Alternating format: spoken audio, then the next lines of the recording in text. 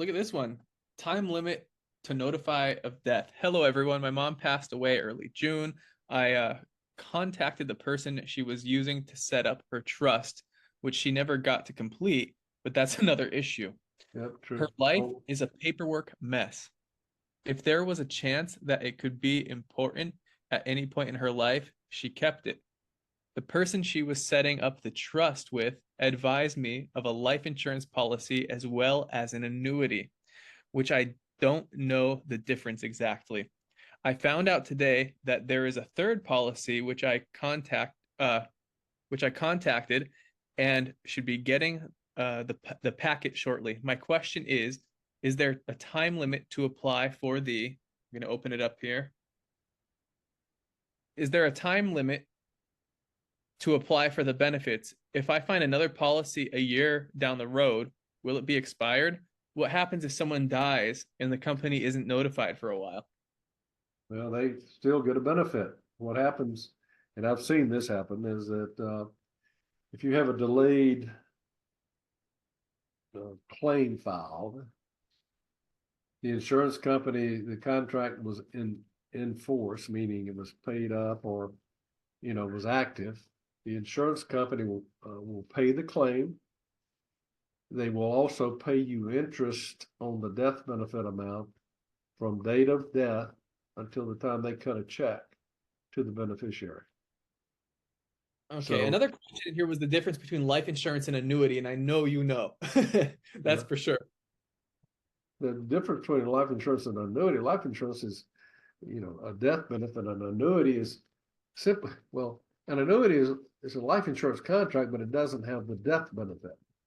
But the annuity has a value. That is, if, this person had put $10,000 into an annuity and it was just, an interest bearing type of an annuity, the same applies. They'll pay that to the named beneficiary from date of death until the check is cut. They will get interest on the money. And then the money's paid out to the named beneficiary. One thing to keep in mind is that the death benefit on the life insurance contract is typically income tax free.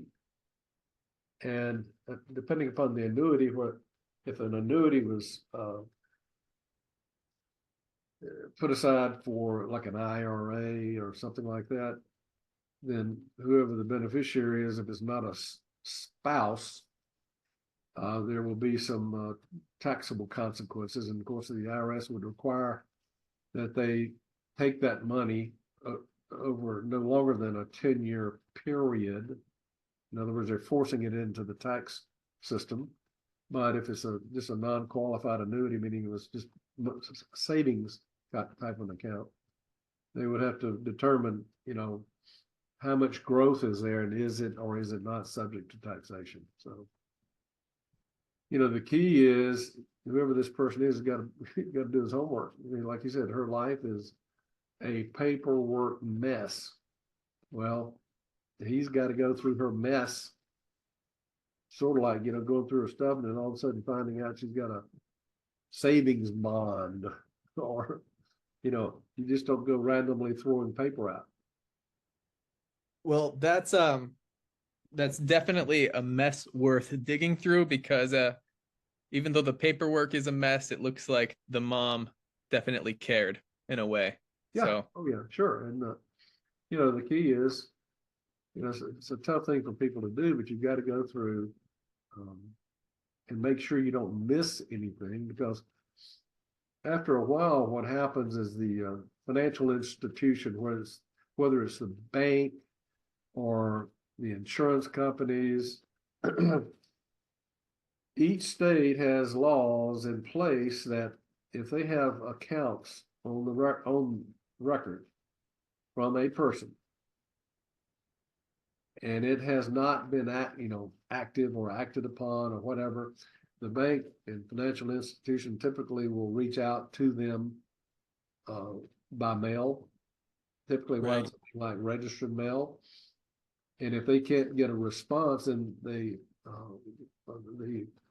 financial institution has to notify the state of what they call an unclaimed asset. And then what happens, the state takes the account, and there are websites out there that you can go on and you can put in the person's name, and it'll tell you whether the state you reside in has assets under that person's name or not. I know that to be fact because years ago, there was a death in the family where this spinster aunt, never married, lived by herself. Her primary heir was my mother-in-law at the time. Went on this site, found this account. It was a savings account with a bank in a different city. And then there's a process you've got to go through to claim that asset. But they found the money and they had no clue the account existed. That is crazy, huh? That's Oh, that's insane. Being finding it through like that one of those what do you call those? Claim websites, or what is yeah, it? it's just like unclaimed assets. And you can do a Google Crazy. search. You put your state in, like you say, North Carolina unclaimed assets, and Google will pull up multiple links, and there's some out there that are very, you know, they're government sponsored, so you're not paying anybody a fee, so you got to be careful with that. But there are public websites out there you can find that information. You know, it exists, but it happens.